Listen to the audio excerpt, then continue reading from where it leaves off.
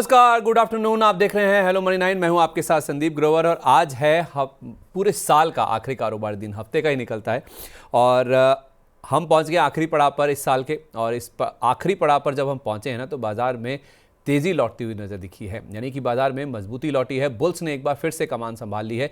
तो क्या ये कमान 2026 में भी जारी रहेगी? बुल्स के हाथ में क्या इस साल बढ़िया तगड़े रिटर्न्स देखने को मिलेंगे? कौन से सेक्टर्स ज़्यादा फोकस में रहेंगे?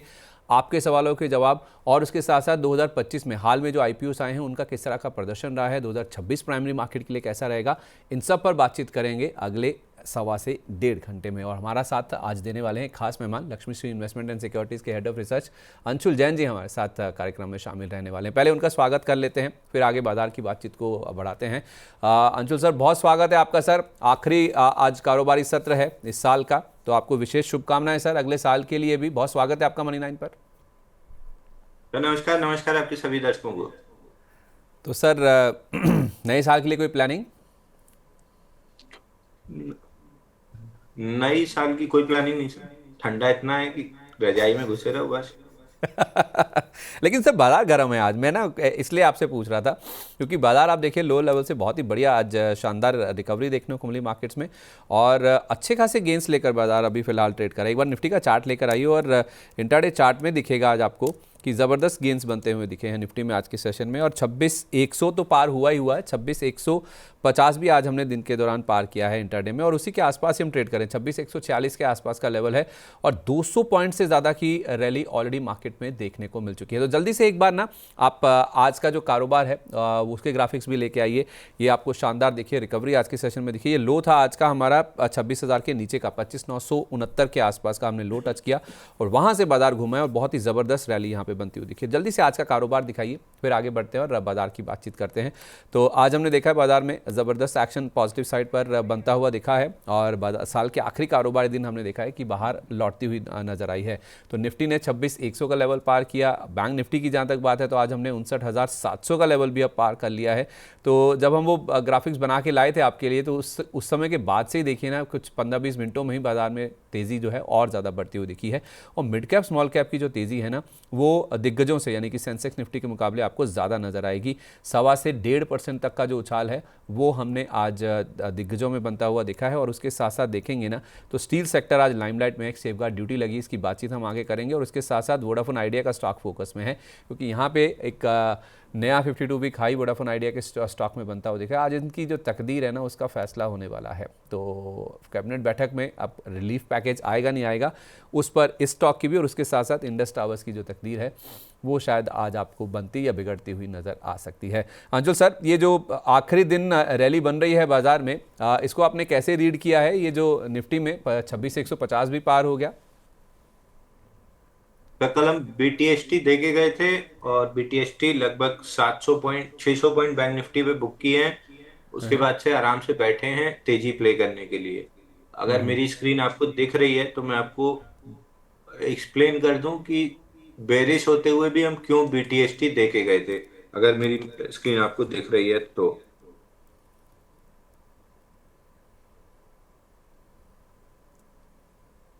देखिए, बैंक निफ्टी में आपका सेलिंग एरिया कौन सा आना चाहिए था? ये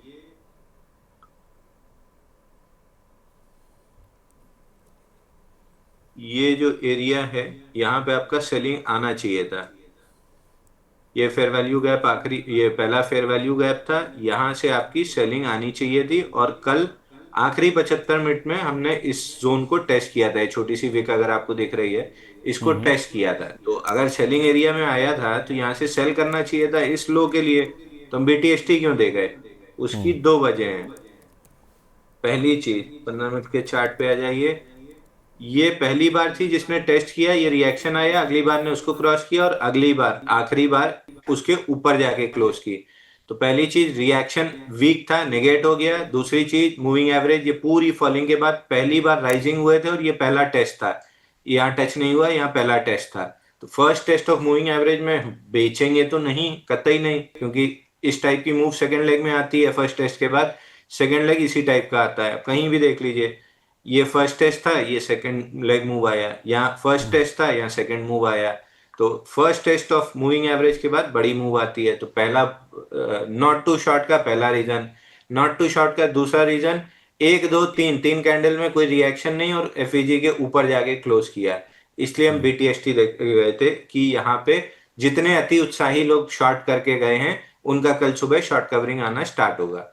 अब आज क्या हुआ, इस कैंडल के बाद एक बार लगा कि ऐसा तो नहीं है नीचे तोड़ देगा, अगर जाता भी है तो second test of moving average है, प्रोबेबिलिटी क्या है कि सेकंड टेस्ट लेके ऊपर जाएगा। उसने क्या किया, यहाँ पे शॉर्ट ट्रैप किया और जैसे ही ये हाई निकला रिजेक्शन बार का, आप देख लो वहीं से शॉर्ट कवरिंग ट्रिगर होना स्टार्ट हुई और जो निकला भी था वो फेयर वैल्यू गैप के साथ निकला था। उसी गैप के अंदर आते आते यहाँ पे आपने बाई किया, ये लेग आपको मिल गया। दूसरी चीज, निफ्टी में क्या हो रहा है,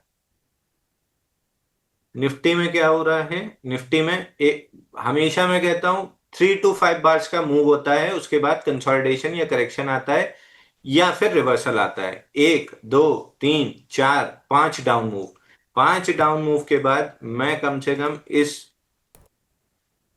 बेरिश एफवीजी में तभी माल बेचूंगा जब मेरे को एक्स्ट्रा बिट ऑफ कंफर्मेशन मिलेगी जो कहीं मिली नहीं। पहली कैंडल ने स्लाइस थ्रू किया, दूसरी कैंडल ने रिएक्शन दिया, पांचवी कैंडल आते आते क्या हुआ, उस रिएक्शन को फेल करके आपने बुलिश एफवीजी की फॉर्मेशन दे दी और ये ब्रेकअवे एफवीजी था तो इसके अंदर आना नहीं था, यहीं पे लॉन्ग करके चलना था। 26,040 से टारगेट क्या आ रहा है आपका, टारगेट आ रहा है स्विंग हाई ये। अब ये तो यहां बात हो गई कि आप 1 2 3 चीज की आपने शॉर्ट क्यों नहीं किया। मेजर रीजन क्या था आपका शॉर्ट ना करने का, कि शॉर्ट देखना भी नहीं है, अगर आता भी है तो एक आध छोटी सी क्वांटिटी ट्रेड करके अलग कर देंगे, लेकिन अगर कहीं पे लॉन्ग आता है, कहीं भी ऐसा रिएक्शन आता है कि लॉन्ग ट्रेड बनता है तो फिर हम लॉन्ग ट्रेड करेंगे। और क्यों करेंगे, अगर आपको एफआईआई डेटा वाली स्क्रीन दिख रही हो, हाँ भाई आप देखिए हम कहाँ पे खड़े थे, फ्यूचर पे 1,44,000, हर बार इसी जोन से बाउंस बैक आता है। हम्म। ये एरिया देखिए, ये एरिया देखिए, ये एरिया देखिए, हम्म। ये एरिया देखिए, हर बार यहीं पे 1,50,000 के आसपास से बाउंस बैक आता है। जब 1,44,000 खड़ा है तो मैं कुछ भी करूंगा, मैं एटलीस्ट शॉर्ट तो नहीं करूंगा, और करूंगा भी हम्म। तो इंट्राडे और छोटी पोजीशन। सेम है एफआईआई की नेट पोजीशन, वहीं पे एरिया देख लीजिए, 5 लाख के नीचे जैसे ही 4.5 4 लाख 4.5 लाख या उससे नीचे जाता है, बाउंस बैक की तैयारी।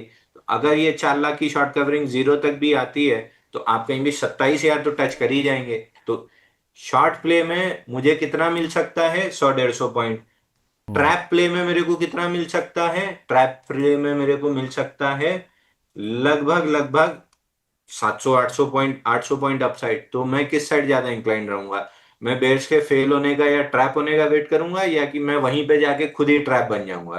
तो सुबह हमने वही इंतजार किया, एक aggressive risk BTST bank Nifty लेके गए थे, निफ्टी सुबह चढ़ गए, सीधा सीधा हाई दिख रहा है, हाई का ब्रेकआउट लेता है all time high, all time high का ब्रेकआउट लेता है 27,000। पाथ ऑफ लीस्ट रेजिस्टेंस ढूंढना सीखिए, उसमें अगले साइड को ट्रैप होने दीजिए, उसके बाद इस टाइप की मूव्स आपको मिलती हैं वो प्ले करना सीखिए। इतना काम हम्म। है, आपको दूसरे को ट्रैप होने देना है। ठीक है, दूसरे को ट्रैप होने देना है, खुद ट्रैप नहीं होना है। तो ज़बरदस्त बाउंस बैक आज मार्केट में हम देख रहे हैं कि आता हुआ दिख रहा है, चाहे वो निफ्टी की बात करें चाहे निफ्टी बैंक की बात करें। कल आप कह रहे हैं कि आपने बीटीएसटी में कॉल दिया भी था और वो ज़बरदस्त मूव दिखा भी रहा है। और सर ये जो मूव स्टार्ट हुआ है, सर मैं गेनर लूजर्स की बात करता हूँ, ये जो मूव स्टार्ट हुआ है जो कि 200 पॉइंट हो गया अब निफ्टी में, क्या ये मूव सर 2026 के लिए एक प्रीकर्सर सेट कर रहा है, या बता रहा है कि 2025 जैसा भी रहा 2026 छप्पड़ फाड़ रहने वाला है? सर मैं उसको डेट या तिथि में नहीं बांधूंगा, बट हम्म। हाँ आप ये कह सकते हैं क्योंकि कोइंसिडेंस है कि हम आखिरी दिन ये काम कर रहे हैं और नए नए साल के लिए नई तेजी की शुरुआत कर रहे हैं। अब ये कह हम्म। सकते हैं कि 2026 आपके लिए अच्छा रहेगा, पर मैं उसको तारीख की जगह मैं प्राइस स्ट्रक्चर पे ही देखना पसंद करूंगा। वीकली चार्ट पे हम 3 हफ्ते करेक्ट किए, चौथे हफ्ते इनसाइड बार था, कोई बेरिश एफवीजी ही नहीं था कि ऊपर जाने के लिए कोई रेजिस्टेंस ही नहीं था। डेली पे एक छोटा सा लास्ट बचा था जिसको आज सुबह पंक्चर किया है, तो अब ऑल टाइम हाई के पहले कोई रेजिस्टेंस नहीं है, और ऑल टाइम हाई निकलने के बाद अगर एफआईआई अपनी शॉर्ट कवरिंग कंटिन्यू रखती है तो फिर लॉजिकल है कि हम एक्सटेंशन लेंगे और 27,000 तक जाएंगे। तो हाँ, पहला हाफ हम्म। आपका अगर आप इंडेक्स प्लेयर हैं, कमोडिटी प्लेयर्स हैं, तो आपके लिए फर्स्ट हाफ काफी अच्छा रह सकता है। अब मिड कैप स्मॉल कैप के लिए अभी भी समय है। निफ्टी सेलेक्ट मिड कैप अभी भी ट्रायंगल में है। स्मॉल कैप और मिड कैप में अभी भी बहुत अच्छा ट्रैक्शन नहीं बना है। बट इंडिविजुअल काउंटर्स, जैसे हमने रिको प्ले किया, एसएमसी प्ले किया, कल श्रीरामा दिया था, वालचंद नगर दिया था, सुबह वो तुरंत ही रिस्क फ्री हो गया। एक और क्या दिए थे, सुबह रिस्क फ्री हो गया देते। एक और कोई काउंटर दिया, एक और दिया था जो सुबह देते ही चल गया, वालचंद नगर एक था। तो इंडिविजुअल काउंटर जहां पे क्लियर रिलेटिव स्ट्रेंथ है, वो अगर आप आइडेंटिफाई कर सकते हो, तो वहां पे ब्रेकआउट्स 60-70% ब्रेकआउट्स चल रहे हैं, 30-40% वहां भी फिजल आउट हो रहे हैं। बट अक्रॉस द बोर्ड अभी तेजी नहीं आई है। ठीक है, परफेक्ट है। तो अक्रॉस द बोर्ड तेज़ी नहीं है, लेकिन हाँ कुछ कुछ स्टॉक्स हैं जहाँ पे ज़बरदस्त एक्शन पॉजिटिव साइड पर बनता हुआ दिख रहा है। जल्दी से अब लाइए निफ्टी के गेनर लूजर की, कहाँ से निफ्टी में इतना जोश देखने को मिल रहा है, गेनर्स कौन से हैं, परसेंटेज वाइज भी और कंट्रीब्यूशन के हिसाब से भी देखें।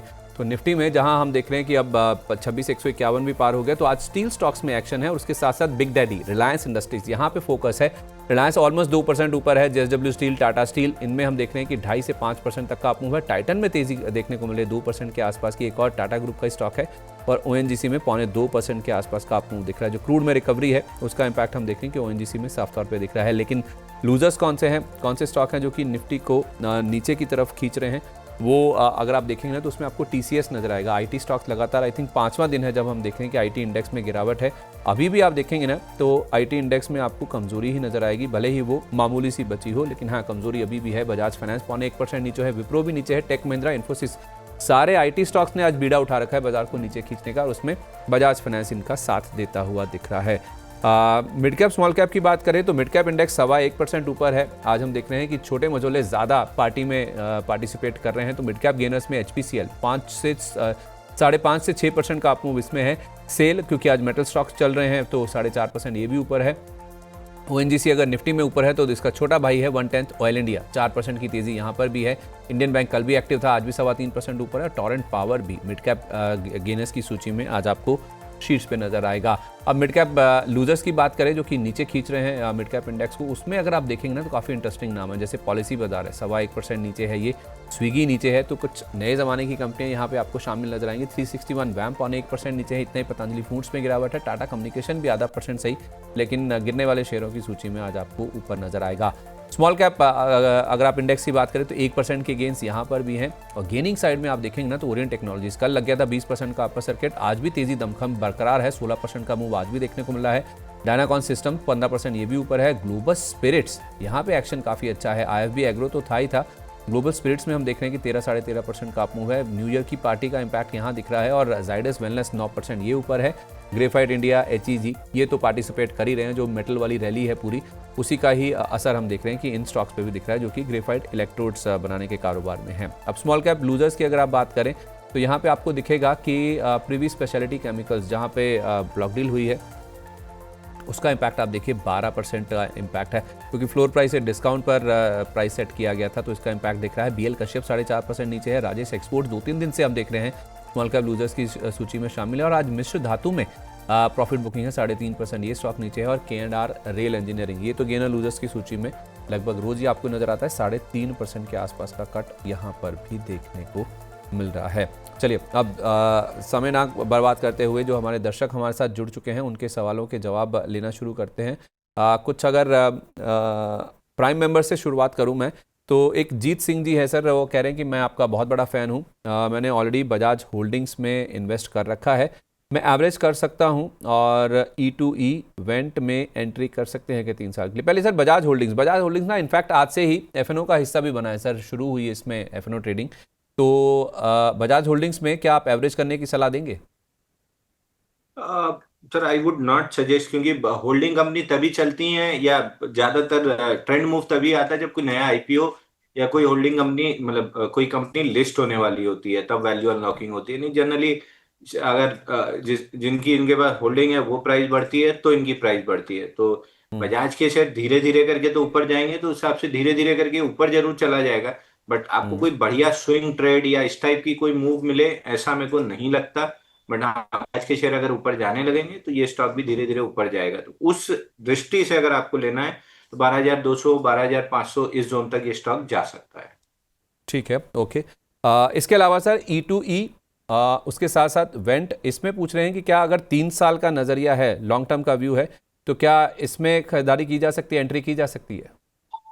ई टू ई में तो आपका लॉन्ग टर्म का नजरिया होना ही चाहिए, और 1710 का प्राइस है जहां पे आपको बाइंग स्टार्ट करना चाहिए। 1710 के अगर ऊपर का लिया है तो नीचे में 1710 का लेवल है जहां से आपको बढ़िया एक्यूमुलेशन स्टार्ट कर देना चाहिए। 3-4 साल का अगर नजरिया है तो करीब करीब 7,500 से 10,000 के बीच की प्राइस कुछ भी आपको मिल सकती है। बहुत ज्यादा मैं टारगेट के फेवर में नहीं हूँ। जैसे जैसे इनका जीपीयू वाला एक्सपेंशन पूरा होता जाएगा वैसे वैसे स्टॉक में तेजी आती जाएगी, तो जहां जाके वो कैपेक्स और इन सारी चीजों में स्लोनेस आएगी वहां पे प्रॉफिट बुक करके एग्जिट करेंगे, या फिर बाइंग क्लाइमेक्स जब बनेगा तब करेंगे। वेंट में I am not very bullish. Went में को याद है जुलाई 2025 से मैं बोल रहा हूँ 50 वीक मूविंग एवरेज रिजेक्ट हुआ है 11,500 पे। पहला टारगेट इसका खुलेगा 8,200 जो कि वीकली का स्विंग लो था। उसके नीचे 6,904 और 4,440। तो अभी फिलहाल 8,200 टूटा है तो 6,904, और 6,904 टूटने के बाद 4,440, ये दो टारगेट खुले हुए हैं। अच्छा, मतलब और भी गिरावट यहाँ पे गहरा सकती है। बाइंग केमिक्स वाला स्टॉक है सर, मैं तो मतलब देखना भी नहीं पसंद करूंगा। चलिए, ठीक है, परफेक्ट है। इसके अलावा ना सर, साक्षी जी, ये हमारी प्राइम मेंबर हैं, नई मेंबर हैं इनफैक्ट, कह रही हैं कि सर अनंतराज मैंने 605 रुपये पर ले रखा है, टाटा कम्युनिकेशन भी है 1834 रुपये का, 1834 पर। बाउंस बैक कहाँ तक आ सकता है सर, लॉन्ग टर्म का व्यू है वैसे। फिर बाद में मैं आईओसी की बात भी कर रहा हूँ, वो भी इन्होंने पूछा है। तो पहले अनंतराज और टाटा कम्युनिकेशन पे बताइए सर, बाउंस बैक कहाँ तक आ सकता है? टाटा कम्युनिकेशन बाउंस बैक वाला कैंडिडेट नहीं है सर, ब्रेकआउट वाला कैंडिडेट है। 1913 के ऊपर एक अटेम्प्ट मारा था, फेल हुआ है। सेकंड अटेम्प्ट जब भी टाटा कॉम 1913 के ऊपर जाके क्लोज करेगा, वीकली पे 1920 पकड़ लीजिए, जैसे हम्म। 1920 के ऊपर क्लोज करेगा 2,400 रुपए, 2,300-2,400 रुपए की जोन खुल जाएगी। तो पैटर्न अच्छा डेवलप हो रहा है, मैं वेट करूंगा। 1920 के ऊपर जैसे ही क्लोज करेगा I would be a buyer in this. 2,300 से 2,400 का आराम से टारगेट मिलेगा। अनंतराज में हमने डिस्कस किया था 620 511 दोनों लेवल आ चुके हैं, और 511 से बाउंस बैक आ रहा है। 580 620 तक बाउंस बैक खिंच सकता है, बट नेक्स्ट लेग में 413 आ जाएगा। हम्म, ठीक है, ओके, परफेक्ट है। तो ये हो गया आपका अनंतराज और टाटा कम्युनिकेशन पे व्यू। सर इनके पास एक और भी शेयर है, ये पूछ रही हैं कि आईओसी क्या 150 की रेंज में आएगा या महंगा ही लेना पड़ेगा? देखिए, मैं फिर वही आपको जवाब दूंगा कि टाइमिंग करने की कोशिश मत कीजिए।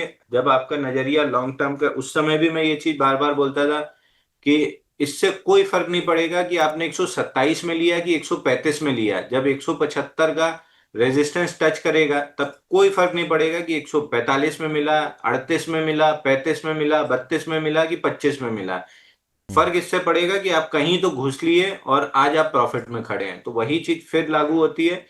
मेरे को नहीं लगता कि 150 मिलेगा। एक्सपेक्टेशन लेस देन 10% है, मार्केट है, anything can happen, but less than 10% expectation है कि 150 के आसपास मिलेगा।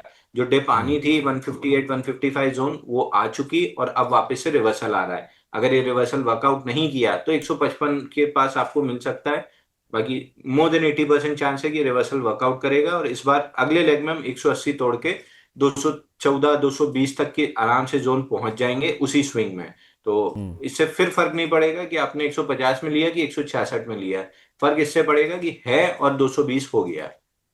हम्म, ठीक है, परफेक्ट है। तो इस चीज़ में मत पड़िए, टाइमिंग मत कीजिए, व्यू आपका क्या है उस हिसाब से चलिए। तो लंबा व्यू रखेंगे तो यहाँ पे बड़ा पैसा बनने की जो आपकी गुंजाइश है ना, वो काफ़ी ज़्यादा बढ़ जाएगी। साक्षी जी, इस तरह से चाहिए तो आप अपने आप को अलाइन करके चलिए। नीरज यादव जी कह रहे हैं कि गुड मॉर्निंग सर, आइडिया में प्रॉफिट बुक करें या फिर अभी वेट करें? अब पता नहीं सर इन्होंने कहाँ पे लिया है, लेकिन प्रॉफिट हो रहा है, तो क्या आइडिया में प्रॉफिट बुक कर लेना चाहिए जिनके पास भी है? सर अगर 10:47 का आपने ब्रेकआउट लिया है जो कि हमने डिस्कस किया था, तो 12:40 के आसपास आके अटका है और निकाल रहा है। अगर 12:40 निकल गया तो 13:20 तक का टारगेट मिल जाएगा। 13:20 पे थोड़ा सा बड़ा रेजिस्टेंस है, तो 13:20 के आसपास जरूर ध्यान रखिएगा। 13:20 पे फिर हो सकता है यहाँ पे दिक्कत आना स्टार्ट हो। तो बट अगर जो न्यूज फ्लो है, अगर ये न्यूज फ्लो पॉजिटिव गिर जाता है तो 1340 और 1505 ये दोनों लेवल आपको मिल सकते हैं। तो all depends on news flow. Breakout का पहला टारगेट हो गया है, दूसरा 1320 और 1505 ये दो टारगेट अभी बचे हुए हैं। चलिए ठीक है, परफेक्ट है। अच्छा, एक हमारे दर्शक हैं आबिद सलीम जी, इन्होंने सुपर चैट के जरिए अपना सवाल भेजा है और थोड़ी नाराज़गी जाहिर की। इन्होंने कह रहे हैं कि feels like you are obsessed with certain viewers like Nancy ji. ये पहली बार नहीं हुआ है, नैन्सी जी को लेकर पहले भी लोगों ने नाराज़गी जाहिर की है। उनका सिर्फ लिखने का अंदाज़ अलग है। आप इस तरह से मत सोचिए कि किसी के टारगेट करके या किसी के पहले सवाल लिए जाते हैं। जैसे कह भी रहे हैं, कह रहे हैं मैंने अपनी मेंबरशिप इसीलिए कैंसिल कर दी क्योंकि आप बायस्ड हैं और आप कुछ सिलेक्टिव लोगों के ही सवाल लेते हैं। सर, किसी सिलेक्टिव किसी का सवाल लेके हमें क्या मिलेगा? आप भी मेंबर हैं, वो भी मेंबर हैं, वो भी प्राइम मेंबर है, आप भी प्राइम मेंबर हैं, तो अंतर क्या आ जाएगा? सलीम साहब, मुझे अगर वो आप समझाएंगे ना तो ज़्यादा बेटर होगा। मैं तो इसीलिए सर कि बायस ना लगे, मैं सारे जो सवाल हैं उनको सीक्वेंस में लेने की कोशिश करता हूँ और अभी भी आपका ये जो सुपर चैट भी है ना, सीक्वेंस से ही ले रहा हूँ, ऐसा नहीं कि मैंने पहले ले लिया। तो सीक्वेंस से सवाल आ रहे हैं, उसी तरह से हम एड्रेस करने की कोशिश भी कर रहे हैं। बाकी हाँ, ये ज़रूर है, आपकी नाराज़गी इस बात की ज़रूर हो सकती है कि सवाल भारी मात्रा में आते हैं, स्पेशली जब अंशुल जी जैसे एक्सपर्ट हमारे साथ जुड़ते हैं ना, तो फिर सवालों की लड़ी काफ़ी लंबी होती है। उसमें एक शीट अपडेट भी होती है, जो मेरे सामने सवाल आ रहे हैं ना, मैं जो पेज पे देख रहा हूँ, तो उसमें अपडेट होते हुए अगर आपका सवाल मिस हो गया तो उसकी नाराज़गी पक्की है। लेकिन नैन्सी जी का सवाल लेने के लिए आपके जैसे व्यूअर्स के या आपके जैसे प्राइम मेंबर्स के सवाल नहीं लिए जा रहे हैं। I don't agree with this thing. खैर, बहुत साल मुबारक हो सर आपको, अगर नए साल में भी आप हमारे साथ जुड़े प्राइम मेंबर के रूप में तो वुड बी ग्रेट। आपके सवाल भी, अगर आप नॉर्मल गेस्ट व्यूअर के रूप में भी जुड़ेंगे ना, तो आपके सवाल हम लेना चाहेंगे। ऐसा आप अपने मन में ख्याल बिल्कुल भी मत लेके आइए। चलिए ठीक है। साक्षी जी का एक और सवाल भी आया, कह रहे हैं कि इंडियन बैंक फ्रेश कहाँ पे बाय करना है, या कोई और बैंक बता दीजिए सर, एक्सिस या फिर करूर वायसा के अलावा। लॉन्ग टर्म का व्यू है सर, 2026 के हिसाब से बताइए सर, आपके हिसाब से सबसे अच्छा बैंकिंग स्टॉक कौन सा है? तो मेरे ख्याल से 2026 में जो बेस्ट परफॉर्मिंग बैंक रहना चाहिए वो 2025 का वर्स्ट परफॉर्मिंग बैंक रहेगा इंडसइंड बैंक। बस मेरे को 892-80 के ऊपर एक ब्रेकआउट चाहिए। हालांकि खरीद तो मैं आपका भाव गलत क्यों आ रहा है? मेरे में 866 आ रहा है। हाँ, अब सही हुआ।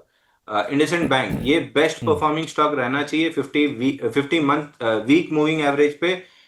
लगभग नवंबर से अटका हुआ है, जिस भी दिन 50 वीक मूविंग एवरेज 874 और स्विंग स्ट्रक्चर का ब्रेकआउट 892-80 ले लिया, ये स्टॉक एकदम तेजी से 1086 चला जाएगा। अभी थोड़ी देर पहले पापा का मैसेज आया था कि क्लाइंट को क्या दिलाना चाहिए, एक बजाज ऑटो। कल भी मैंने बताया था पापा को, आज अब भी 1:15 पर लिख के दिया हूँ, इंडसइंड बैंक और एक्सिस बैंक दिलवाते चलो।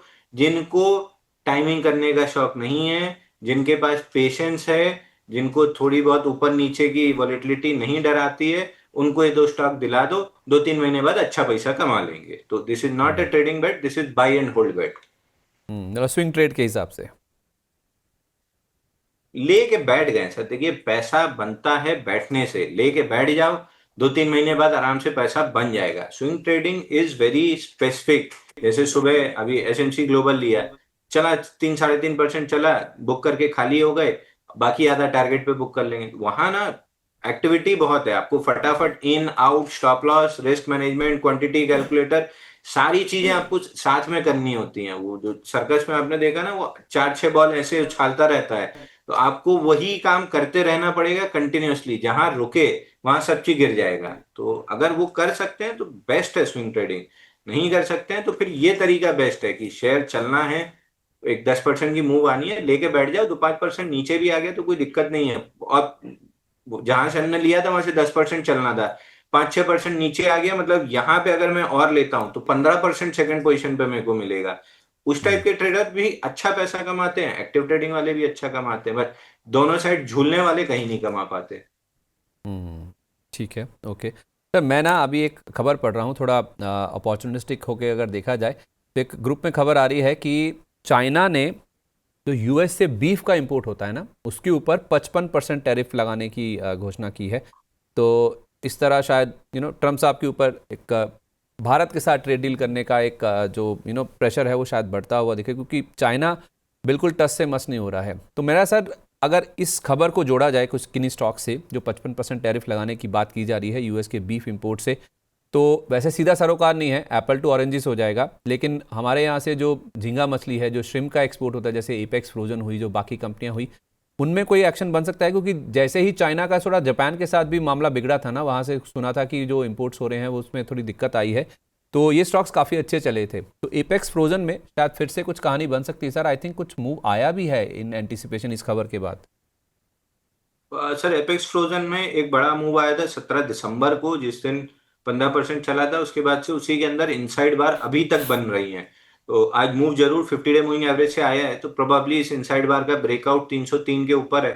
303 तक तो जा सकता है, अगर ब्रेकआउट लेता है तो फिर 350 भी जाएगा। एक और कोई थी फ्रोजन वाली कंपनी, मेरे को नाम याद नहीं आ रहा है, वो ऑल टाइम हाई के आसपास है। नहीं, याद नहीं आ रहा अभी मेरे को। तो एपेक्स फ्रोजन का आप कोई पेयर ढूंढ रहे हैं सर? हाँ हाँ, अवंती एक कोई फीड्स, और कंपनी अवंती है। फीड्स था क्या? हाँ नहीं, सॉरी। अवंती फीड्स था क्या? अवंती फीड, हाँ अवंती फीड। ये 424 हफ्ते का, देखिए 400 मेरे को बहुत पसंद है। 400 हफ्ते का एलटीएफ का बेस ब्रेकआउट आया था अवंती फीड, आप देखो बिल्कुल 424 हफ्ते का। एक मिनट एक मिनट एक minute, this is worth sharing, मैं आपको शेयर करके बताता हूँ। ये चार्ट वर्थ शेयरिंग है। फिर वही है, सब एक साथ चढ़ जाएंगे बिना पूरी कमेंट्री सुने, फिर परेशान बैठे रहेंगे। अवंती फीड,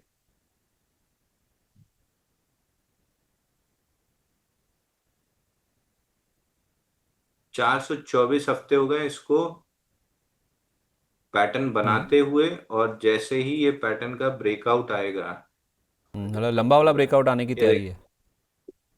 अगर इस पैटर्न का ब्रेकआउट आता है और ये सक्सेसफुल होता है, तब आप पकड़ के चलो कि ये पूरा ये राउंडिंग स्ट्रक्चर ये आया, और ये टाइटनेस आप देख रहे हो, ये राइट साइड वाली बॉटम लेफ्ट हम्म। पे, ये राइट साइड वाली ये टाइटनेस देख रहे हो, पूरी आप इनसाइड बार के अंदर है। मतलब पूरा स्प्रिंग कॉइल हो चुकी है, बम बिल्कुल तैयार है, फटने की देर है। 860 900 ये एक रेजिस्टेंस जोन है। जैसे ही इसके ऊपर फटना स्टार्ट हुआ, हम्म। जैसे ही इसके ऊपर यहाँ पे फटना स्टार्ट हुआ वीकली चार्ट पे, आप पकड़ के चलो कि 1200 रुपए आराम से स्टॉक का टारगेट निकल के आता है। 1200 बेयर मिनिमम टारगेट आता है, देख रहे हैं हम्म। पूरे करेक्शन में कितना। और जो चीज वर्थ नोटिंग है, क्यों हम्म। मैं इस पे इतना बुलिश मान के चल रहा हूँ, ये देख रहे हैं। तो सर इसमें डाउन प्रीएम्प्ट कैंडल्स का करें? वॉल्यूम देखिए, अप कैंडल्स का वॉल्यूम देखिए। तो इसमें सर प्रीएम्प्ट डाउन करें या कैंडल फिर का ब्रेकआउट वॉल्यूम होने का देखिए वेट आप। करें? हाँ हाँ, हर चीज में ब्रेकआउट होने का वेट करना चाहिए। प्रिएम्प्टिव बाई हाँ।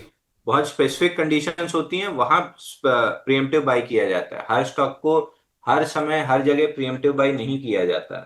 इसमें हम्म। मैं 900 के ब्रेकआउट का वेट करूंगा। प्रोबेबली अगर ओपन लो मिला है 870 के ऊपर, तो एक बार ट्राई जरूर करूंगा। But hmm. मेजरली मैं 900 रुपए के ऊपर स्टॉक पे बहुत फोकस रखूंगा। एलटीएफ याद कर लीजिए, 400 हफ्ते का जब ब्रेकआउट आया था, नॉन हम्म। स्टॉप 170 रुपए से 300 रुपए आया है। तो हम्म। अगर रिपीटेबल पैटर्न ढूंढ रहे हैं तो इसमें मिल रहा है।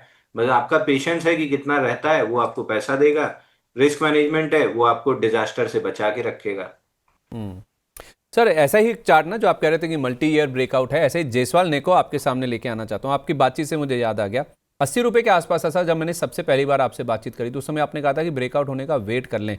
ये स्टॉक आज सर 9188 तक गया था, तो क्या ब्रेकआउट हो चुका है? और आज की ये जो गिरावट है, क्या ये री एंटर करने का मौका है जिन्होंने मिस कर दिया है, या फिर दोबारा कोई लेवल है जिसको पार होने का वेट करें? सर 80 नहीं, हमारी जब पहले बात हुई थी 73 रुपए के आसपास हुई थी, जब 24 नवंबर वाली वीकली कैंडल के हाई के ब्रेकआउट का हम वेट कर रहे थे। 73 रुपए तो फोर्टी या तो नाइन आपने पैसे फिर 80 81 कहा होगा कि 80 81 पार हो जाए तो मैं खरीदूंगा, ऐसा कुछ होगा। हाँ, तो उसका ब्रेकआउट लेके 4 हफ्ते की अपमूव है, तो आप कम से कम 3 से 4 हफ्ते आपको कंसोलिडेशन का मूविंग एवरेज कैचअप का वेट करना चाहिए। पूरा हम्म। पूरा मिला के 926 हफ्ते का बेस ब्रेकआउट है। इसमें टारगेट लगाने की जगह 3 4 हफ्ते की जब टाइट रेंज, जिसको 3 टाइट क्लोजेस कहते हैं वीकली पे, 3 हफ्ते 4 हफ्ते टाइट रेंज बन जाए, तो उसके ब्रेकआउट पे फ्रेश बाई बनेगा। जिसके पास है 10 वीक मूविंग एवरेज अब 76 के आसपास है, 76 का क्लोजिंग स्टॉप लॉस लगाइए वीकली क्लोजिंग का, और हम्म। शांति से होल्ड करे रहिए। इस स्टॉक में टारगेट लगाने की जगह 10 वीक मूविंग एवरेज का क्लोजिंग बेसिस स्टॉप लॉस, या फिर 10 वीक मूविंग एवरेज से 40 50% एक्सटेंड कर जाए हाई, तब बुक करना है। तो अगर एक्सटेंड करेगा तो रोज ही सवाल आ रहे हैं, हम बता ही देंगे, but ideally 10 week moving average का स्टॉप लॉस लगा के शांति से छोड़े रखना चाहिए। खोने के लिए 10-15 रुपए, पाने के लिए तो फिर हमने देखा ही है कि जब इस तरह के ब्रेकआउट्स चलते हैं तो 100% 200% चलना कोई बड़ी बात नहीं है। और इसका तो मार्केट कैप 8,000 करोड़ है, यानी स्मॉल कैप में आता है, तो स्मॉल कैप को 100-200% चलना कोई बड़ी बात नहीं है। नहीं नहीं सर, मेरा बस सवाल आपसे ये था कि क्या फ्रेश इस समय लिया जा सकता है, उस समय जिसका मिस हो गया जब हमने पहले बात की थी?